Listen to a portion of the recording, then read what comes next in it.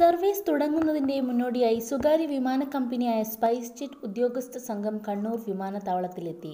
സുരക്ഷാ പരിശോധനയുടെ ഭാഗമായാണ് സ്പൈസ് ജെറ്റ് സുരക്ഷാ മാനേജറുടെ നേതൃത്വത്തിലുള്ള 6-അംഗ സംഘം ഇന്നലെ വിമാനത്താവളത്തിൽ എത്തിയത്. വിമാനത്താവളത്തിലെ മുഴുവൻ സൗകര്യങ്ങളും കണ്ട ശേഷം തൃപ്തി രേഖപ്പെടുത്തി. വൈകാതെ കണ്ണൂരിൽ നിന്നും സർവീസ് തുടങ്ങാൻ directorate general of civil aviation അപേക്ഷ നൽകുമെന്ന് സ്പൈസ് ജെറ്റ് പ്രതിനിധി അറിയിച്ചു.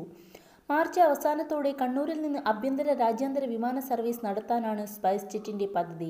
കണ്ണൂരിൽ നിന്ന് ഇൻഡിഗോയ്ക്കു പുറമെ കേന്ദ്ര സർക്കാരിന്റെ ചെലവ് കുറഞ്ഞ വിമാനയാത്രാ പദ്ധതിയായ ഉഡാൻ സർവീസിന് സ്പൈസ് ജെറ്റിനാണ് DGCA അനുമതി നൽകിയിട്ടുള്ളത്. KIAL CEO Udbhav Barua, senior operation മാനേജറായ ബിനു ഗോപാൽ, രാജേഷ് പൊതുവാൾ, സെക്യൂരിറ്റി ഓഫീസർ മണിയറ വേലായുധൻ, അഗ്നിശമന സേന ഓഫീസർ ഷൗക്കത്ത് അലി തുടങ്ങിയവരും ഗ്രൗണ്ട് ഹാൻഡ്ലിംഗ് ഉദ്യോഗസ്ഥരും ചർച്ചയിൽ പങ്കെടുത്തു.